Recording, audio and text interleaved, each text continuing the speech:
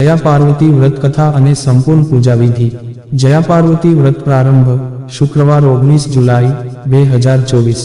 જયા પાર્વતી વ્રત સમાપ્તિ 24 જુલાઈ 2024। આ વ્રત કરવાથી પતિની તંદુરસ્તી સુધરે છે, બાળકોની સુખાકારી વધે છે। આ વ્રત જે કુંવારી છોકરી કરે છે તેને નીતિવાન તથા ઉત્તમ સંસ્કારી છોકરો પતિ તરીકે મળે છે। શાસ્ત્રાજ્ઞા મુજબ આ વ્રત 5 વર્ષ અથવા 11 કરવાનું હોય છે। વ્રત પૂરું થયેથી લોકાચાર મુજબ જાગરણ કરવાનું હોય છે। વ્રત કરનારે વ્રત પૂરું થયા બાદ બ્રાહ્મણ દંપતીને જમાડવું। જયા પાર્વતી વ્રત એ શિવ પાર્વતીની પૂજા અર્ચનાનું વ્રત છે। આ વ્રત અષાઢ સુદ 13 થી શરૂ થાય છે અને 5 દિવસ ચાલે છે। વ્રતના ભોજનમાં મીઠું વર્જિત મનાય છે। વ્રતના અંતમાં આખી રાતનું જાગરણ કરી કુમારિકાઓ વ્રતનું સમાપન કરે છે। આ વ્રત કુમારિકાઓ અને સૌભાગ્યવતી સ્ત્રીઓ ઓછામાં ઓછા 5 વર્ષ અને વધુમાં વધુ 20 વર્ષ સુધી કરે છે। આ વ્રતને ગણગૌર, મંગલાગૌરી અને સૌભાગ્ય સુંદરી વ્રત પણ કહેવામાં આવે છે। પૌરાણિક માન્યતા મુજબ આ વ્રતથી અખંડ સૌભાગ્યવતીનું વરદાન પ્રાપ્ત થાય છે તથા બાળકોના આરોગ્યની વૃદ્ધિ થાય છે। આ વ્રત સૌ પ્રથમ માતા પાર્વતીએ શિવજીને પ્રાપ્ત કરવા કર્યું હતું ને ત્યારબાદ માતા સીતાએ માતા પાર્વતીની પૂજા કરી। જય જય ગિરિબર રાજકિશોરી પ્રાર્થનાથી મનગમતા વરની પ્રાપ્તિ માટે પ્રાર્થના કરી હતી અને માતા પાર્વતીએ પ્રસન્ન થઈ મનગમતા વરનું વરદાન આપ્યું હતું। જયા પાર્વતી વ્રતની વિધિ। અષાઢ સુદ 13ના દિવસે સ્નાન કરી સાફ વસ્ત્ર ધારણા કરવા, ત્યારબાદ સંકલ્પ માટે માતા પાર્વતીનું ધ્યાન કરવું। શિવ પાર્વતીની મૂર્તિ અથવા ફોટો સ્થાપિત કરવો। સૌ પ્રથમ ગણેશ પૂજા કરી પછી શિવ પાર્વતીને દૂધ, પાણી, બેલીપત્ર, કુમકુમ, કસ્તુરી અને ફૂલ ચઢાવી પૂજા કરવી, જેમાં જવેરાની પૂજા પણ મહત્વની છે।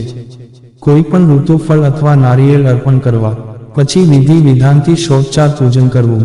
માતા પાર્વતીનું ધ્યાન કરી સ્તુતિ કરવી। વ્રત દરમિયાન માત્ર ને માત્ર ફળ, દૂધ, દહીં, ફ્રૂટ જ્યુસ, ડ્રાયફ્રૂટ જમવામાં લઈ શકાય। તે સિવાય એક પણ વસ્તુ ખાવાની મનાઈ છે। દૂધની મીઠાઈ ખાઈ શકાય છે। ટૂંકમાં અલુણા રહેવાની વાત છે। છેલ્લા દિવસે મંદિરમાં જઈ માં પાર્વતીની પૂજા આરાધના કરી મીઠું અને લોટની સામગ્રી બનાવીને ખોરાક લઈને વ્રત પૂર્ણ કરી શકાય છે। વ્રત દરમિયાન મીઠું અને અનાજની વસ્તુ ખાવાની મનાઈ છે। વ્રતના અંતિમ દિવસે રાત્રિ જાગરણ કરવાનું મહત્વ છે। જાગરણ એક પ્રતીક છે। જાગરણમાં ધૂમ, ભજન, ઉપાસના, જાપ કરવાનું મહત્વ છે। ખરા અર્થમાં અંતર્મનને જાગૃત કરવાની વાત છે। વ્રતની ઉજવણી 5 વર્ષને અંતે, 7 વર્ષને અંતે કે પછી 9 વર્ષને અંતે કરી શકાય છે। માં જગદંબા અખંડ સૌભાગ્યના દાતા છે। સારો પતિ પણ માની પ્રસન્નતાથી જ પ્રાપ્ત થાય છે, એટલે ખાસ કરીને સ્ત્રીઓ અને નવજવાન દીકરીઓ આ પ્રકારના આશીર્વાદ મેળવવા માટે આવા વ્રત કરીને માની પ્રસન્નતા મેળવે છે। વ્રતમાં પૂર્ણ ઉપવાસ જરૂરી છે। અન્નનો થાય તો જ મન શુદ્ધ થાય, મન શુદ્ધ થાય તો જ ભગવાનને પામી શકાય। તેથી પૂર્ણ ઉપવાસ કરવા માટે મીઠાનો તથા અનાજનો ત્યાગ કરી અલુણા રહેવાનું મહત્વ છે। કૌરી વ્રતની કથા। કોઈ સમયે કૌંડિન્ય નામના નગરમાં વામન નામનો એક યોગ્ય બ્રાહ્મણ રહેતો હતો। તેની સર્વગુણ સંપન્ન પત્નીનું નામ સત્યા હતું। તેના ઘરમાં કોઈ પણ પ્રકારની ખોટ ન હતી, પરંતુ તેમને ત્યાં સંતાન ન હોવાથી તેઓ ખૂબ જ દુઃખી રહ્યા કરતા હતા। એક દિવસ નારદજી તેમને ત્યાં આવ્યા। તેમને નારદજીની સેવા કરી અને પોતાની સમસ્યાનું સમાધાન પૂછ્યું। ત્યારે નારદજીએ કહ્યું કે તમારા નગરની બહાર જે વન છે તેના દક્ષિણ ભાગમાં બીલીના વૃક્ષની નીચે ભગવાન શંકર અને માતા પાર્વતીની સાથે લિંગરૂપમાં વિરાજિત છે। તેમની પૂજા કરવાથી તમારી મનોકામના ચોક્કસપણે પૂરી થશે। ત્યારે બ્રાહ્મણ દંપતીએ તે શિવલિંગને શોધીને સંપૂર્ણ વિધિપૂર્વક પૂજા કરી। આ પ્રકારે પૂજા કરવાનો ક્રમ ચાલતો રહ્યો અને 5 વર્ષ વીતી ગયા। એક દિવસ તે બ્રાહ્મણ પૂજા કરવા માટે ફૂલ તોડી રહ્યો હતો ત્યારે તેને સાંપને ડંસી લીધો અને તે જંગલમાં પડી ગયો। બ્રાહ્મણ ઘણીવાર સુધી પાછો ન ફર્યો એટલે તેની પત્ની તેને શોધવા નીકળી।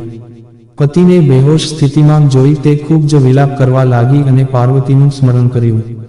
બ્રાહ્મણીની કરુણ અવાજ સાંભળી વનદેવતા અને પાર્વતી ચાલ્યા આવ્યા અને બ્રાહ્મણના મુખમાં અમૃત નાખ્યું, જેનાથી બ્રાહ્મણ બેઠો થયો। ત્યારે બ્રાહ્મણ દંપતીએ માતા પાર્વતીની પૂજા કરી। માતા પાર્વતીએ તેમને વરદાન માંગવા કહ્યું। ત્યારે બંનેએ સંતાન પ્રાપ્તિ માટે માંગણી કરી। ત્યારે માતા પાર્વતીએ તેમને જયા પાર્વતી વ્રત કરવા માટે કહ્યું। બ્રાહ્મણ દંપતીએ વિધિપૂર્વક આ વ્રત કર્યું અને તેના ફળ સ્વરૂપ તેમને ત્યાં પુત્ર રત્નનો જન્મ થયો। આ વ્રત જેમાં 7 વિવિધ પ્રકારના ધાન્યના બી ઘરે કોડિયામાં માટી ભરી વાવવામાં આવે છે. આ રોપેલા દાણાનું 4 દિવસ જતન કરવામાં આવે છે. ચોથા દિવસે જાગરણ કરી 5મા દિવસે તેનું નદી, વાવ કે તળાવમાં વિસર્જન કરવામાં આવે છે. આ દિવસોમાં વ્રત કરનાર દરરોજ સવારે શંકર ભગવાન અને માં પાર્વતીની પૂજા કરે છે. ભોજનમાં ફક્ત મીઠા વગરની વસ્તુઓ ખાવામાં આવે છે. આપણી વિરાટ હિન્દુ સંસ્કૃતિમાં ઘણા વ્રત આવેલ છે. ઘણીવાર આપણને તેનો મર્મ નથી સમજાતો, પરંતુ તેની પાછળ કોઈ ને કોઈ વૈજ્ઞાનિક આધાર હોય છે. જો મિત્રો તમને અમારો આ વિડીયો પસંદ આવ્યો હોય તો લાઈક, શેર, સબસ્ક્રાઇબ કરવાનું ભૂલશો નહીં. આવા નવા વિડીયો જોવા માટે અમારી YouTube channel Gujarati Hindi motivational સ્ટોરીને સબસ્ક્રાઇબ કરો. બાજુમાં રહેલ બેલ બટન ક્લિક કરો તેથી તમને અમારા નવા વિડીયોની નોટિફિકેશન મળે. ધન્યવાદ. નોંધ: આ વિડીયોમાં આપેલી કોઈપણ માહિતીની ચોકસાઈ અથવા વિશ્વસનીયતાની ખાતરી આપવામાં આવતી નથી.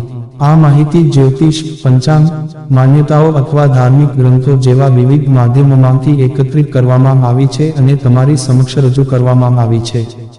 અમારો ઉદ્દેશ્ય માત્ર માહિતી પૂરી પાડવાનો છે.